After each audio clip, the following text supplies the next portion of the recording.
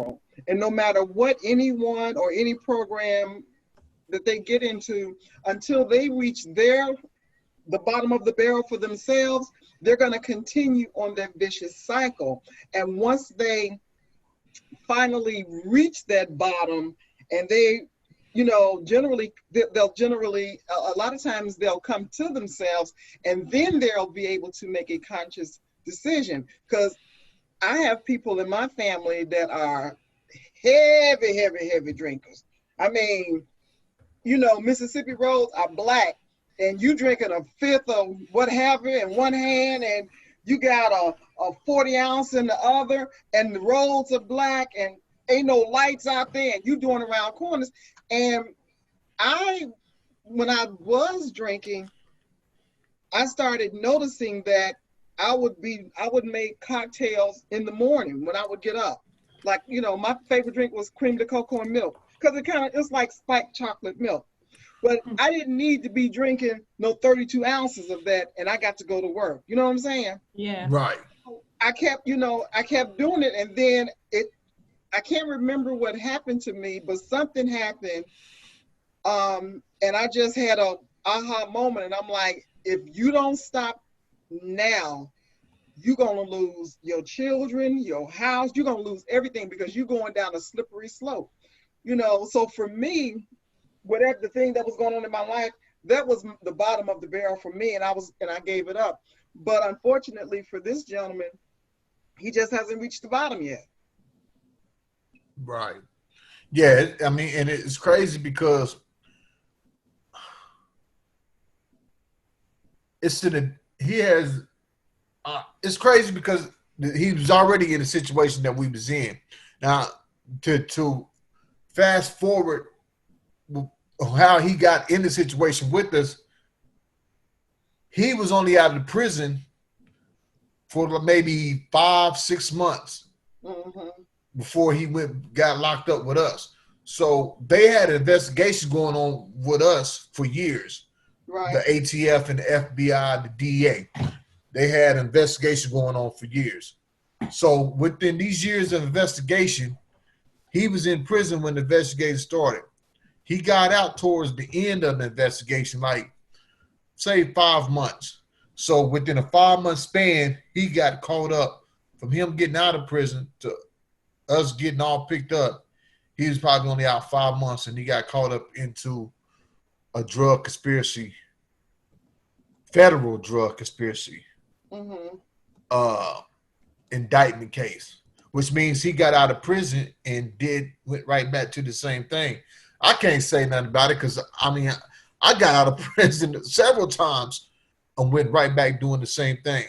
And I think, I don't know, I haven't talked to him since he's been gone, but like, it comes to a point, like you said, that you got to come to a realization, like, enough is enough, but this ain't good. Like, it can get worse than what it is, but do you really want it to be worse? Like, it could have got worse for me, but worse for me was never getting out of prison again.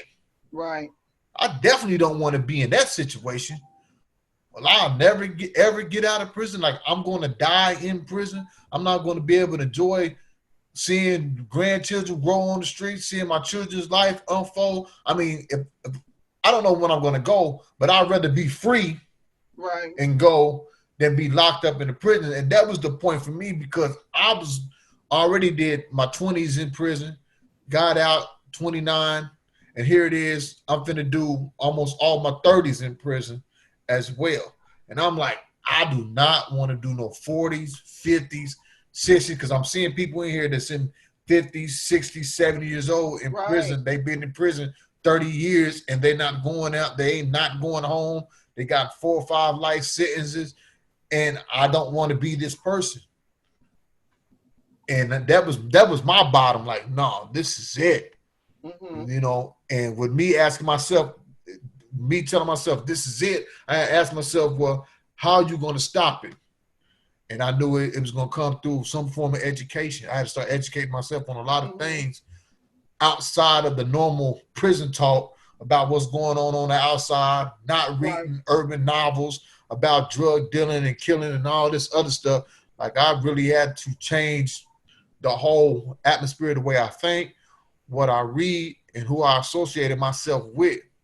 Because a lot of times dudes going to prison and it's just, hey, I mean they in prison what they call they in prison kicking it.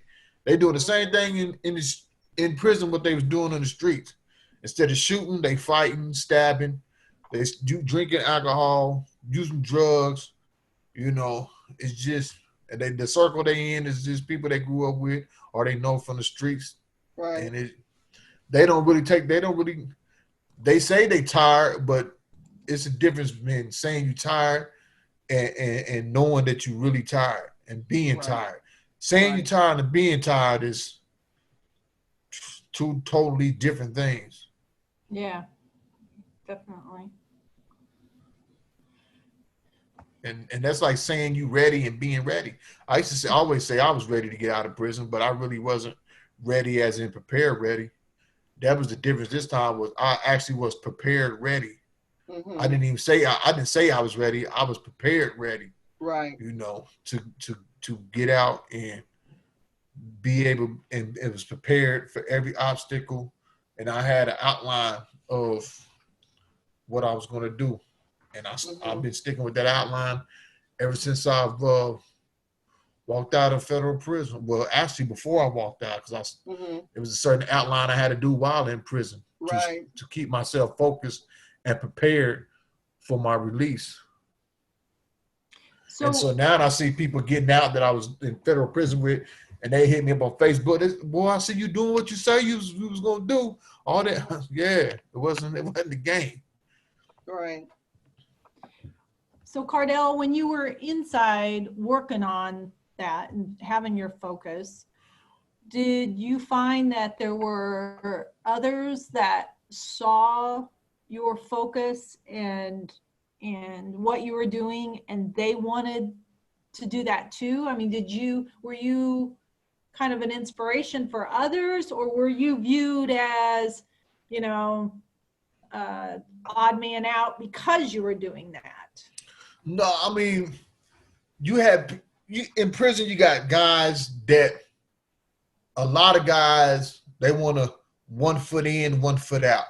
You know, they looking for growth, but they can't break the other side. So a lot of guys that was the 1 foot in, 1 foot out, they would stop by myself.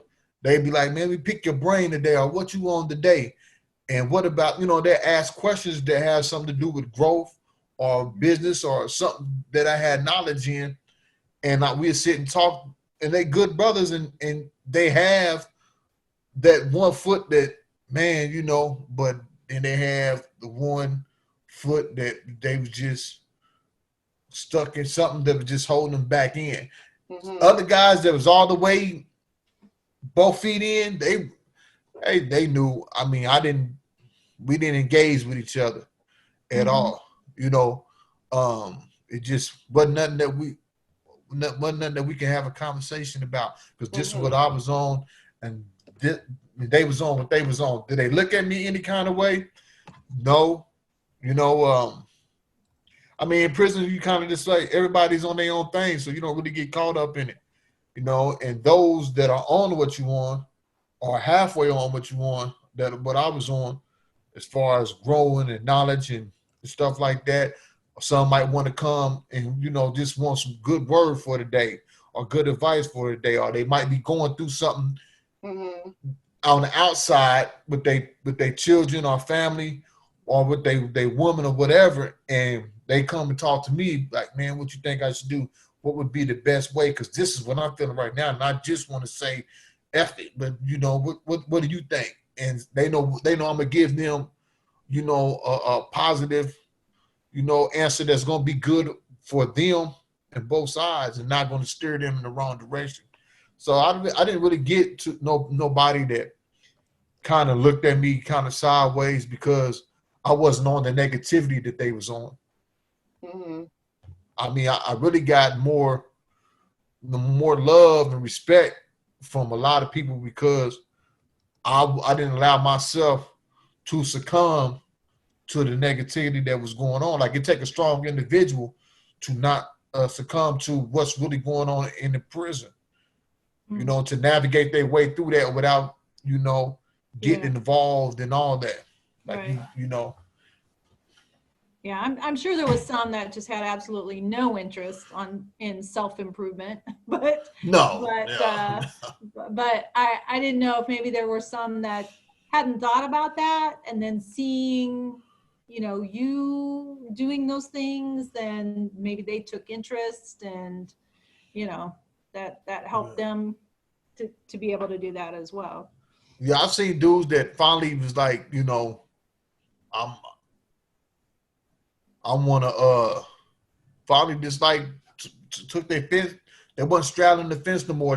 They came over to, you know, focus on growth and being the best dealer they could possibly be.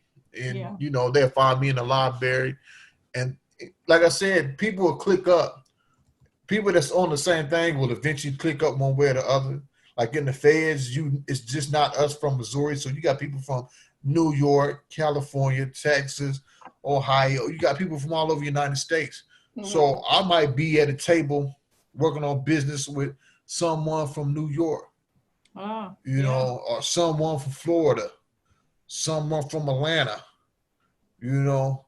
And so, like, and that's just what it is. Like, people, you are drawing to the people that are doing what you are doing.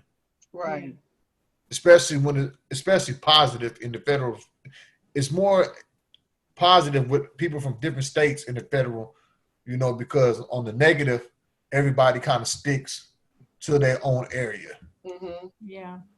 But when you're on the positive stuff, like you might have Detroit, Texas, Wisconsin, and everybody talking about business, and you understanding how certain business codes and business laws operate in that state and things of that nature as well. Mm-hmm.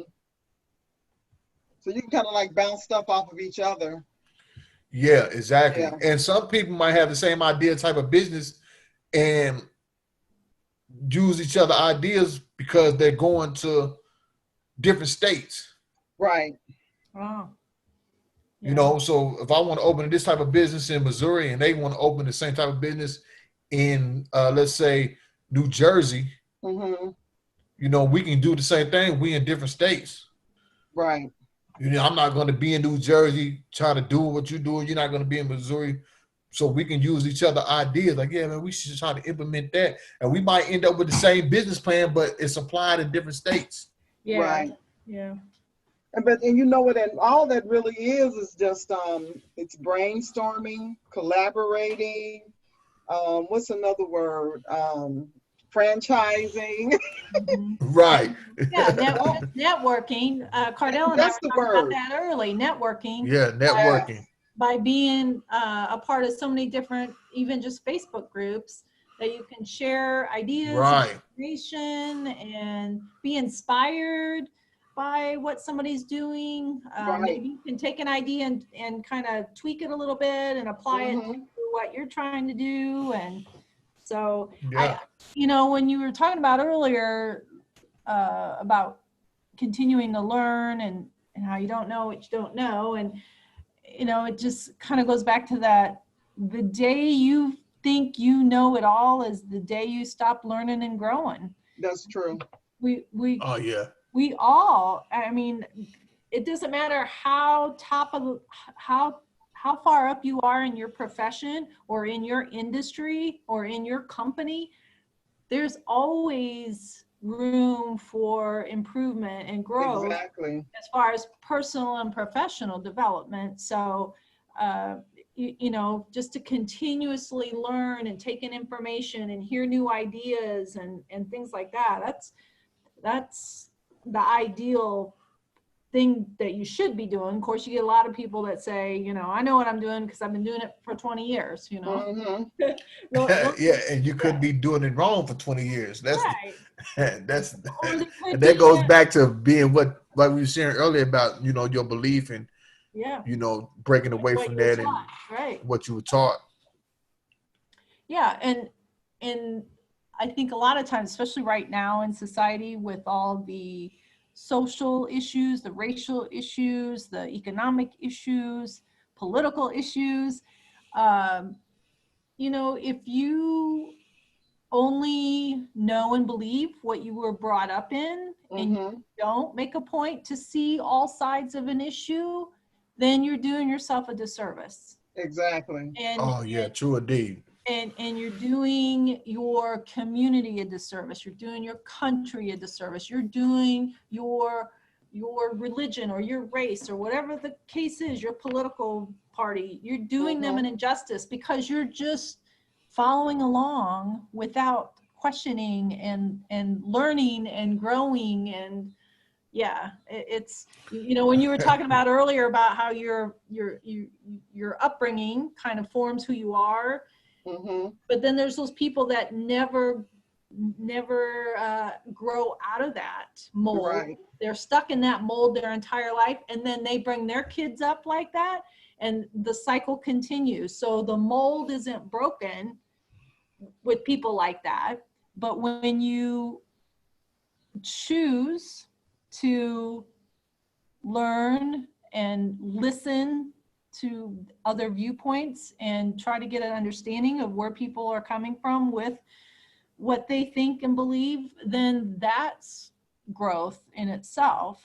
And I wish more people in society would do that, because then there wouldn't be such a striking divide in our country right now, you know? Right.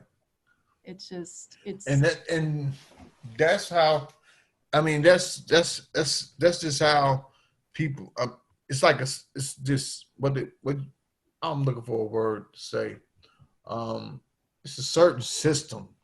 I mean, because what you were saying reminds me like in the prison, like this is the biggest thing in federal prison. In the federal prison, we have what they're called cars, and these cars are basically clicked. Now you got 3 cars. Well, you got 3 base cars. 3 base cars are white, black, Mexicans. I mean, you can have 4 or 5, but mostly it's going to be your 3 base. But you might have white, black, Mexicans, the natives, and the Asians. So but we're going to focus on the 3 because them are usually the 3 biggest ones: the white, black, and the Mexicans. Yeah. So now, this is how it's divided. You got white, black, Mexicans.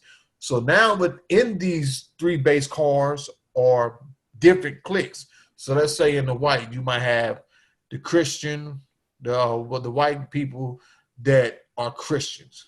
They their own thing. They go, their thing is they go to church. They in the Bible. That's their own thing. Then you might have the Aryan brothers. They're gonna have a clique with inside the white. Then you might have some other type of like Aryan brother group, but they're not Aryan brothers and they don't get along with the Aryan brotherhood inside of it. Yeah, it's crazy. You know what I'm saying? Then you might just have like since I was in Leavenworth, Kansas City, and Missouri had the biggest car overall, white and black combined. So inside that, in the white, you had the Kansas City white boys or the Missouri white boys. So inside the white car, you got 5, 6 different cliques. Okay, so then you go to the black car. In the black car, you're gonna have the Crip car. You're gonna have the Blood car. You're gonna have the Muslim car. You're gonna have the East Coast car. You're gonna have the Down South car. You're gonna have the GD car. You're gonna have the Vice Lord car. You're gonna have all these other different cars within inside this one car. But these are all basically separate entities inside of this one car. Then in the Mexican car, you're going to have the Serranos, you're going to have the Pisces, you're going to have the Norteños, you're going to have the Texan Mexicans. And all these cars might not get along with each other, but if a race thing happens, then everybody in the car comes together against the other car. And it's really crazy because you're systematically separating yourself to go against each other. Right. While being oppressed by a whole bigger entity. Yeah. You know what I'm saying? As a group. As a group, yeah. Oppressed as a group. And then within that group, you're separating Yeah. yourself even more. Exactly. Like we come to prison, we all locked up, we all wearing prison clothes, boots, Everybody's whatever, on the same and every level. and this is what it is, and it's crazy, and that's how it operates in the real world. Off what you were taught growing up, your beliefs, and how you carry it. Sometimes you don't even challenge them beliefs, or you don't even challenge them thoughts. That it's just been taught to you, and that's just how it's supposed to be because that's the way it was taught to you. And then you teach it to your children the way it's taught to you. And by the time they teach it to their children, then their children realize this ain't right. It's kind of like racism. It's kind of like racism. Exactly. My grandmother, she was she's passed away, but my grandmother was a stone cold racist. Let me just be honest with you. Mm-hmm. She didn't like going to the doctor. The white doctor couldn't touch her when she got older. No, she didn't. No, she didn't trust him. Mm-hmm. And she was a stone cold racist. Like she had to do hospice. The hospice people come over. They was white. Nope, she wasn't gonna let it happen. She was brutally honest racist, and it didn't go down to my mother and them because they was like, nah. You know what I'm saying? It definitely didn't trickle down to us. Right. I mean, because we never looked at color as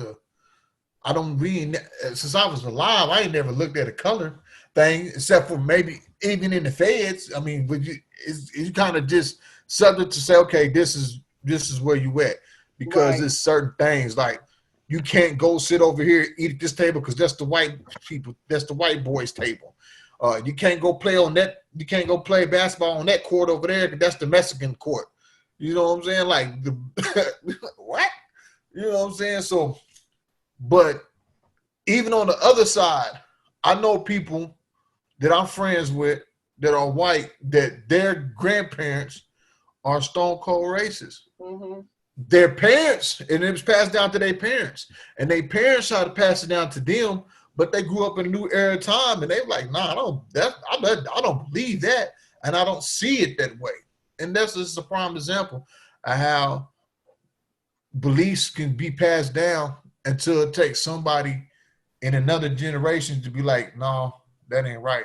That's not how we're gonna continue this from my generation forward." Right. Yeah. When you were talking about it earlier, how it, or I guess Alinda was talking about that, how you were raised, and honestly, Cardell, that was the first thing that came to my mind was how racist my parents were. And my dad passed about 25 years ago, and my mom just passed 4 years ago. But even, the last couple of months before she passed, she was in the hospital. And you were talking about, your grandmother and the hospice ladies that were white. My mom was the same way as far as that. And I'm going to be honest with y'all here. So when they came in to give her blood, and she asked the phlebotomist, like, well, where did that blood come from? And the phlebotomist was white, a white gentleman, but he says, well, we get it from the blood bank, ma'am. And she goes, well, no, I want to know who it came from. And he says, well, we don't know that. We just match it based on blood type. Right. And she says, because she was anemic a little bit at that point. They were trying to get her blood counts up and such. And she says, well, let me just tell you this. If I start craving fried chicken and watermelon, there's going to be hell. He says, there's going to be hell to pay. And I was sitting in the room. I was so embarrassed. I said, Mother. And the male nurse looks at me and he's like, it's okay, ma'am. I said, no, it is not okay. Oh my God. Yeah. I mean, that's how bad. That's pretty good though. That's pretty good though. That's so yeah. So then so then when they got ready to do her surgery, they had to start the IV, right? So then the male nurse comes back in to do the IV, and they couldn't. Her veins were so thin, she was 3 years old, and they couldn't get the IV to go. So then they had another nurse come in, and she tried it, couldn't get it to.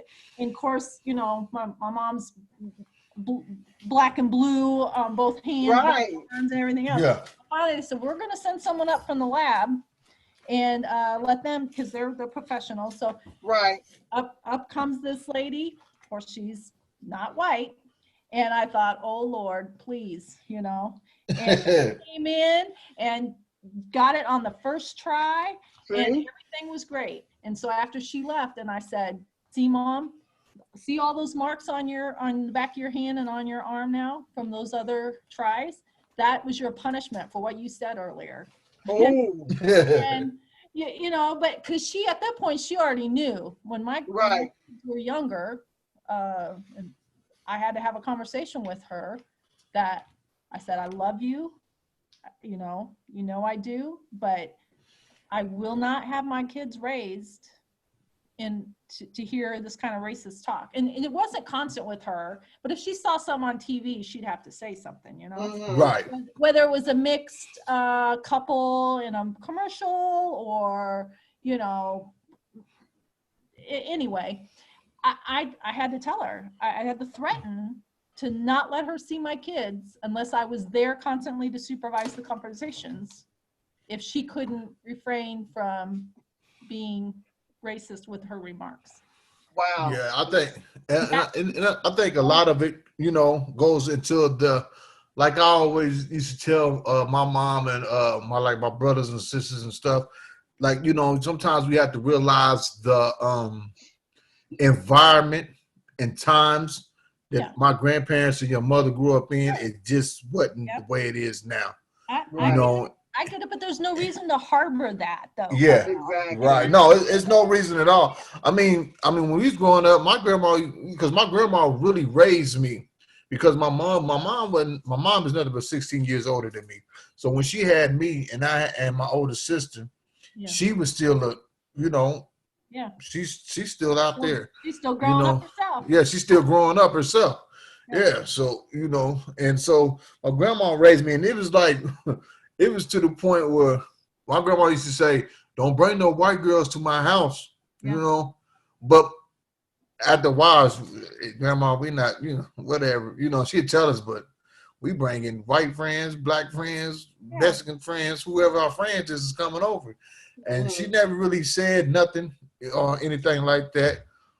But she couldn't, she only had one white doctor, and that was an eye doctor. And the only reason why she let him be her eye doctor was because he played basketball with me. He knew me. Oh.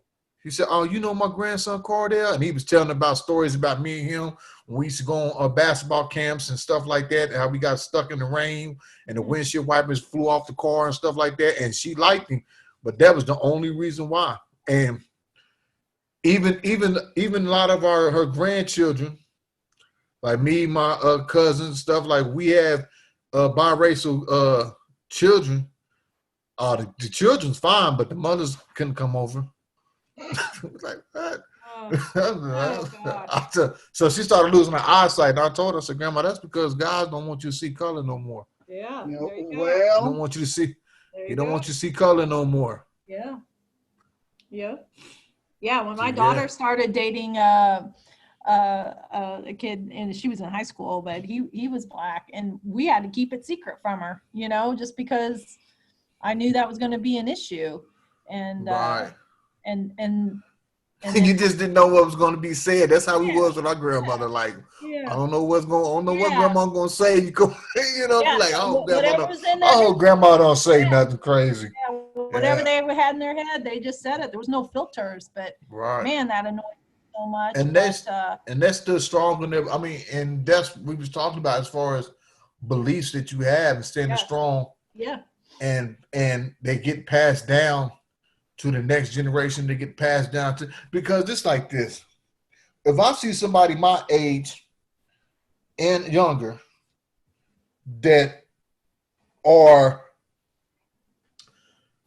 racism, I say it was passed down to them through their family, because there's no way that you can grow up in my generation and younger and be racism, because for one, it's been too much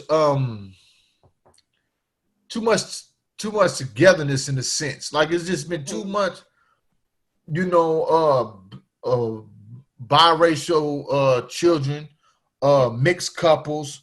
You know, you went to school, you know, even well, unless you grew up in a small town, or even in inner cities, because I know in some inner cities that I've been in and spoken at, it wasn't no white people in the classroom. Yeah. You know, so I guess it depends on where you're coming from. But I know where I grew up at, even in Sedalia, it was the racism had to be passed down from the parents. Because those of and I was in high school, like we really didn't have no racist. Maybe it might have been one or two people here and there, you know, but you could tell it must came from that family. But outside that, we all just was in the core. It wasn't never nothing about no color or none of that. Even though the city was still somewhat segregated, like all the blacks lived on the north side of town, you know, and then everybody else lived across the tracks. But as far as, you know, mingling and hanging out with each other, stuff like that, it was never no major issues, you know. And I think that a lot of times we, just like I was talking about in the feds, how you got all these different cars, that this is how the federal system is. That's what they tell you. This is how it's gonna go in the federal system. You're gonna have to get you in the car. What's a car? Oh, well, you got to, and they can break it down. It's like I broke it down to y'all. And you like, it's a system to separate and segregate people who are locked up to basically be on guard against one another. And it's crazy. Like, it's crazy because it's like, and they take it and it's serious. It's like, don't walk on the Mexicans floor. The Mexicans floor. This is the prison floor. What do you mean? Like, you even have to buy cells in the federal system. You have to buy cells. This is the Kansas City cell. So that's how it goes. Or this is the Aryan Brothers cell. So if ain't nobody living in that cell and two people come in from that's in the Kansas City car and they need a cell, you got to buy the Aryan Brothers cell if they sell it to you, so you can be able to house the your people that came in. You're not gonna find a black and white person most definitely ain't finna sell. Not that the prison won't allow it. The inmates won't allow it. Yeah. That's crazy. The inmates won't allow it. Like, no, you know, black and white. Like, this is we really practicing segregation inside of a prison and saying this is the black cell, this is a white cell, but at any given moment they can come in here and take all of us up out of here and put some more people in these cells. Exactly. And I've seen it happen. I've seen people get their cells floors get painted on with they gang signs and stuff all on the floor. Cells looking plush. They done spent a lot of money to get these cells, and as soon as they get them done, the case unit manager see it and move them out of the cell and put somebody else in the cells. But the crazy part is, there are people who come and say, "I got to find another cell because this is the DC cell." So now you got people, you got cars selling cells to each other in a prison, like they own the cells for like hundreds of dollars. You can buy this cell for $200. I can buy this cell for $200. You don't even own these people own the prison, not you. Yes. And so that's crazy. I mean, but that's the system. And that system been passed down, you know, tell them for how long in the prison system this has been going on in a federal prison system. It's probably been going on for 20, 30 years, and it still goes on to this day. And that's no different than if nobody will break that cycle. I'm just going to be honest with you, that would never be broken. Yeah. But that's similar to a parent passing down a belief that just ain't right all these years, and somebody else takes it on, and then they pass it down, and they pass it down. That's exactly what happens until Right. somebody breaks it. The thing about in the federal system, nobody's gonna break that car apart, because the jail operates better. They control the prison better with the car, because you got shot callers. So if any problem breaks out, all they do is go to the car's shot caller, call a meeting, and then they with the warden to talk about what's going on. This is gonna have to stop. Go talk to your people. So then the shot callers go back and have a meeting with their car. Like this goes on inside of federal prison. Like, man, we got a meeting today. You're like, we got a meeting today. And then you got to go with your car, and then y'all got to go in y'all area, and y'all have a meeting about what's going on. Like, this is crazy. That would never. And the sad part is, like I said, that would never stop. It would take a powerful individual, a powerful figure inside of a federal institution to make that stop, and I don't ever see that happen. But here's the thing. And listening to what you're saying, if somebody came in there and did a program using some of the exact same things that you said, and let them know what you're doing is you're running a business. Now, if you are this successful in running your business in here, when you get out of here, there is no reason for you to come back. Take that same mindset as far as how the business is ran, and who's going to do this and who's going to do that. And I'm like, it's a business.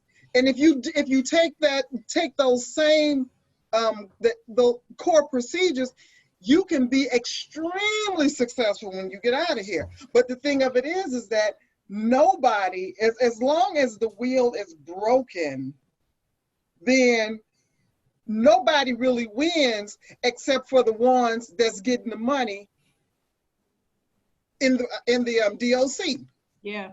That's right. Who's winning. They're the ones who's getting the money, and you're just little pawns. Right. You're being manipulated. Exactly. Right. See, That's true. I had often said there are times when I really wish that I had gone to school for law, because if I had it to do over again, I would have gone to school for law, and my goal would have been to be a warden in a men's prison. Huh. Right. Okay. I can't deal with them women, because see, I'd be in jail myself. You're like, too much drama with those women. Too much drama. yeah, I can't. But because I look at the things that's going on in prison and how they're ran, and I'm just like, from a business point of view, most of these prisons are on like 200-300 acres of land. No, dog, I ain't buying no food. We're gonna raise our stuff, and then every year we're gonna have a little sale where we're gonna sell stuff to the public. Bring the money in, still get whatever money that the state gives you. But when you do stuff like that, you're really preparing people for when they leave, and you're setting the recidivism, you're bringing it down so that they won't have a reason to go back, because you're teaching them life skills and how you can survive once you get out. Yeah. But the way it's set up now, it kind of reminds me of Cardell, you too young. You too young. You ain't gonna know about this. It reminds me of cockfighting. Oh. You know what I mean? Yeah. And they had these chickens that did this fighting, and blah blah blah blah blah. That's what it reminds me of. But then afterwards, them same roosters that was fighting, okay, after the fight is over, both of them bloody, looking crazy. Then the same two roosters, they out there trying to get lay up with the hen. Mm-hmm. And then they waiting there. They let them heal, and then their little owners come and get them and promote them to fight again. And they don't understand, fool. If we kill each other, ain't neither one of us gonna get the hen. Yeah. Right. Right. See, I couldn't. No, I couldn't have done slavery, and I couldn't have gone to prison because they'd have killed me a long time ago. Yeah, it's a system. It's a I mean, it's crazy. I mean, but you know, in Leavenworth, and this is another part. Like in Leavenworth, they have a leather shop. In this leather shop, like I tried to take the class, but the list was so long, there was no way I was going to get on it by the time and finish it before I left. But they teach in the shop. They teach how to make belts, wallets, purses, and it's be some dope stuff. Yeah. The crazy part is the prison takes it after you make it, and they go sell it. Yep. They go sell them, and you might get maybe 15, 20%, and they sell them for like hundreds of dollars. They sell them to the community for like hundreds of dollars. Yeah. When I was working for the juvenile office, if we needed something, they wanted us to look through the catalog of items that are built by the prisoners first, right, and buy it through the state instead of through just normal retail commerce. So yeah, convict leasing, that's what it's called. Yeah. Convict leasing. Yeah, right. How about modern day slavery? Let's just call it what that's just what it is, modern day slavery. And that's what convict leasing derived from, because once slavery was abolished, they came out with the black codes that was just locking black people up for any and everything. Staying out too late.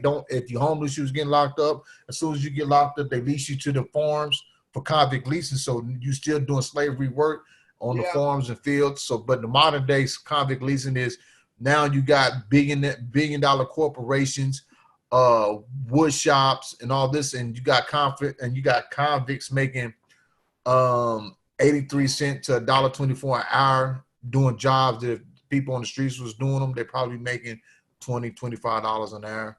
When I was in the state prison, I worked at the governor's mansion. This was the top of the top job, and we made $9 a day. Wow. And that was the top, and that was one of the top tier jobs. And we had to walk around the governor's mansion doing banquets and serve food and drinks. Had the bow tie and everything on. Then we had to wash all the dishes, clean up the whole governor's mansion, and everything. Like my everyday job at the governor's mansion was making the governor's coffee and going up there and making sure that their rooms and stuff was cleaned up and things like that. You know, $9 a day. I'm gonna tell you something, and I got to get ready to go because I got to pick up my daughter. You know, when the day of judgment comes, all of these people that have ran these prisons in the manner in which they have, to demean, hurt, use, abuse people, the wardens, these state officials, and all of that. Ooh, I don't want to be nowhere around when God started putting the hammer down on them for not being civil and being humane to inmates. It ain't gonna be nothing nice, because these people hold the lives of other human beings in their hands. And for me, it just really irritates me, and I just don't like it when I see, I get the videos of how inmates are treated. Okay, yeah, dude killed somebody. Yeah, dude raped somebody. Yeah, she shot her lover. I mean, you know, they did something, most of them, and this is why they're there. But just because they're incarcerated, it's not a reason for you to abuse and hurt. I mean, willfully abuse and hurt. And and now these correctional officers, they are becoming just as bad as the police on the street. Thank God that they don't have a baton, most of them, in, you know, any type of weapon. But it's really, really disheartening when you go to visit your loved one, and you see them and they're all bruised and beaten up because a CO, you done beat the hell out of somebody. Fool, you probably don't even make $35,000 a year. You know, they probably don't even make that much. I went to Greenville prison here in Virginia to visit someone, and I had been there a few times, and I'm friendly. I talk, so I'm talking to the COs and everything, and how you doing? How's your day? Because I don't want no trouble out of none of y'all. So I'm gonna be real cheerful when I come up in here. Yeah. And Right. one of the ladies, she was, a couple of them was really nice. There was one I wanted to punch her literally I wanted to punch her in her face, but I restrained myself because I need to keep my security clearance. And this one lady, I was telling her, I was like, you really do a good job here. Have you ever thought about coming to work for the federal government? And I was telling her that, CBP, they're like hiring like crazy. They need officers. The Federal Protective Services, they need officers. Because if you've been working in this institution for at least 5 or 10 years, you will have more clout over somebody that's coming right off the street and hiring, because you already know, you're familiar with the law and the procedures of the law. And the different women and the guys that I proposed that to, and mind you, I'm in a position to hook them up with the right person to get them through the process. Every last one of them was like, no, I'm gonna stay here. And at first I was like, well, I'm not understanding why you want to stay here. And then as I kept going back, I started observing these COs, and they want to stay there because that's just lazy money. They ain't got to do nothing. Most of the time, if they bringing the food in, they may bring it in, and they're supposed to serve the inmates, but they let the inmates serve themselves. They want to sit up in the tower. They want to twiddle their thumbs. You want to do them. So this is easy money for you because you're not being held accountable for your actions.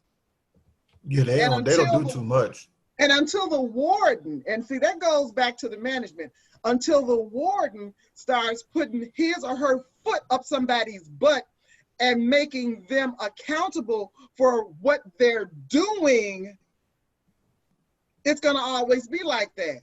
Yeah. I wish that there was a way that when inmates file lawsuits, name these COs. Bring up a civil lawsuit against these jokers. Start hitting them in their pocket. I want your money. How about that? Yeah. See, they hit me all the time. I've always been told. Yeah, that's just what it is, man. They don't really do too much nothing, but the warden don't do too much nothing themselves. So your staff is gonna run how the head of it runs. Warden gonna sit back and relax. The staff's gonna sit back and relax. They ain't got to worry about it until something major happens, a major event like a prison riot or something like that. Because I've been in prisons where things was we just didn't agree with some things and we went on a hunger strike. We made sure everybody went and got all the food that they could from commissary, and those people that didn't have no money or nothing, we made sure they had enough food themselves in there. So we're going on a hunger strike because they got to make their food regardless. They got to make them sack lunches or go down in the kitchen. The inmates ain't going down there working, and the guards got to go down there and do it. So they got to make their food every day, all day. And if we don't go eat, that's a lot of money wasted. So a lot of times they come out and some kind of agreement would come into place only for about a good month, and then everything gets back the way it was.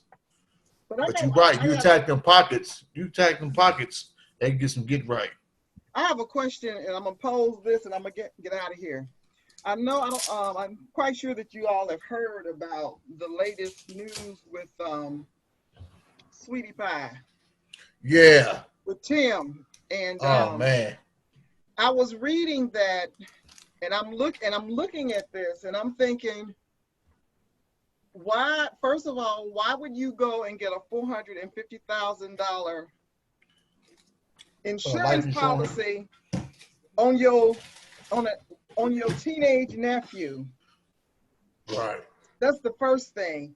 And him having been in prison, been released, and he was just blessed that when he was released, that his mother had a very lucrative business, and so he was able to go to work with her and made money. And then when Oprah Winfrey's the network did Sweetie Pie, you getting paid for this. Yeah. So I'm not understanding what I mean, I kind of understand. I think it was more so jealousy on his end because this young man was starting to get some attention and some of the attention that, because, but I think it's, in a case like that, I have no sympathy for him. No. I have none. Yeah. None. His criminal thinking came into play. Yeah. That probably ain't the only thing that's the only thing that probably that came to light out. now. Mm-hmm. Yeah. But that's criminal thinking. And that's criminal thinking at its best. He knows his son is young in the St. Louis neighborhood. St. Louis is a bad city. Yeah. Period. A That was lot his of nephew. deaths. Yeah, I mean his nephew. And so he knows it was a strong possibility that this is why he can get away with the life insurance policy, because a lot of kids and this teenager stuff get killed in St. Louis. So they can understand him getting okay, now hear me out. I live in the ghetto where all killing is going on. Right. It is not normal for me to get a $450,000 life insurance policy on an 18-year-old kid, a 17-year-old kid. Yeah. That's not normal. I don't care how you put it. Now, with me being the age that I am now, that would be kind of normal for me because, I may be gone in the next 20, 30 years. That will leave a legacy for my children and my grandchildren. But what parent goes, well, I think I'll get a $250,000 life insurance policy on my son. Yeah, I don't know about that much. But I know some women who personally in Kansas City, when their sons is out in the streets like that went and got life insurance policy on their son. I don't think it's that much, but I know they got some. I know my mom, we used to pay me and my little brother used to give my mama $30 a month to pay for our life insurance policy when we was out there in the streets. Mm-hmm. She used to come by, she used to stop by the block. I need that life insurance money policy. Look,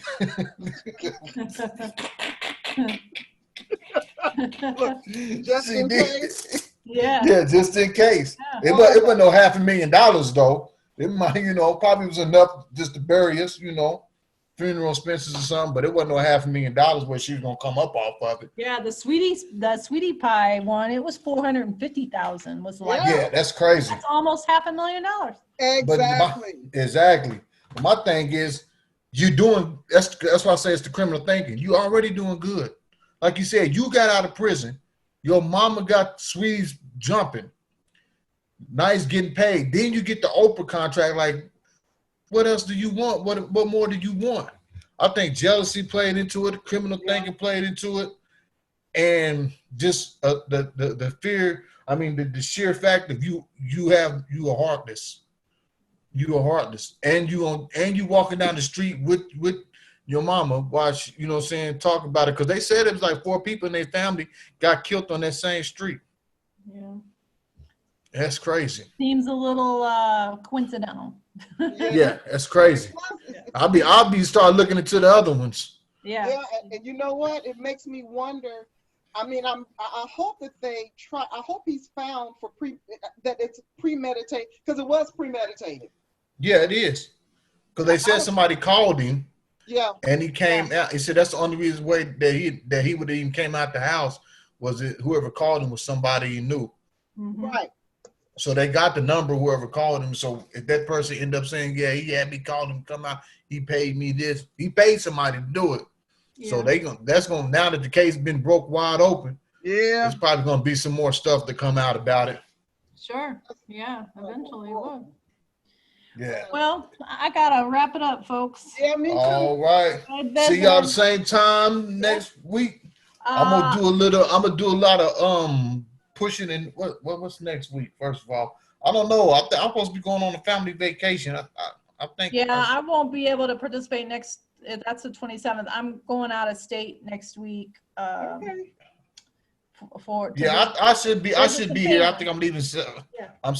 I'm leaving Friday morning. I think Okay. Robin, are unless it you gets on, changed. Robin, are you on LinkedIn? I am on LinkedIn. Can you send me a friend request? Yeah. A connection. Yeah, could you send me a Yeah, I can do that. Thank you. And All righty, well, my dogs are upstairs. I hear movement.